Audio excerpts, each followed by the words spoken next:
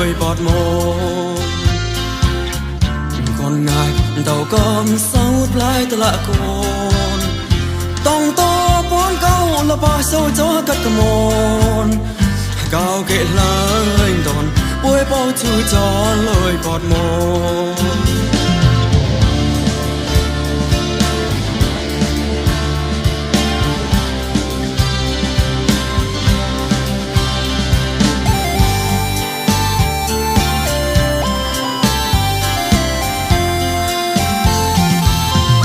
lôi bọt nếu mà cao kệ niềm nô lôi bọt ngục mù cao chỉ cu rong lôi bọt hiếu ra rong bén cao rongจะแมบกวนมนตองมาต้องลอยมนเจอเชิญรองเงราไก่หอมเลยเปลือยหดดูมองแผ่มนเย่เอาไก่หอมเลยเปลือยหดดูมองแผ่มนต่างคุณไก่หอมเลยหดดูมองแผ่มนแต่ละไก่หอมเลยหดดูมองแผ่มนจดเย็นวิอาจารย์ใจนกอาจารย์ป่วยสมหัวสาสมจาเพดองผู้เศร้าจออาตาปลาตราวงวนน้องน้ำน้องวันเวกวาวตัวลอยปอดมนไก่ปอยอาเจ้าน้ำเก่าเมื่อเราไว้ลง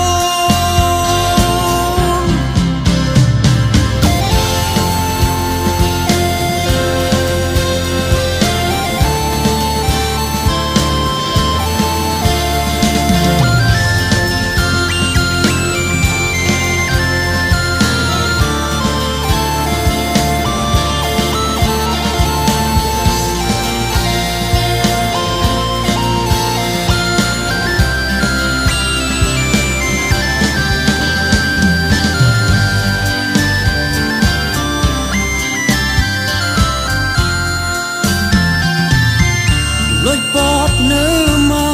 cao kệ niềm nôn lôi bọt nộp mù cao chỉ cu rong lôi bọt hiếu ra rong bén cao rongจะแมบกวนมนเต่าต้นลอยมนเจอเชิงรองเงราไก่หอมเลยเปลือยหดนูมองแผ่มนเย่เอาไก่หอมเลยเปลือยหดนูมองแผ่มนตั้งคุณไก่หอมเลยหดนูมองแผ่มนแต่ละไก่หอมเลยหดนูมองแผ่มนจดยีนวิอาจารย์ใจนกอาจารย์ป่วยสมหัวสา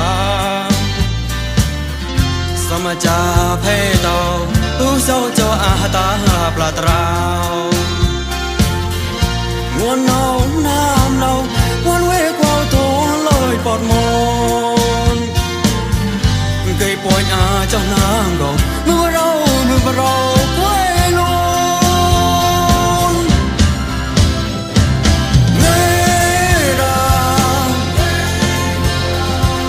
ไก่หอมเลยเปลือยหดนูมองแผ่มนเย่เอาไก่หอมเลยเปลือยหดนูมองแผ่มนตามคุณไก่หอมเลยหดนูมองแผ่มน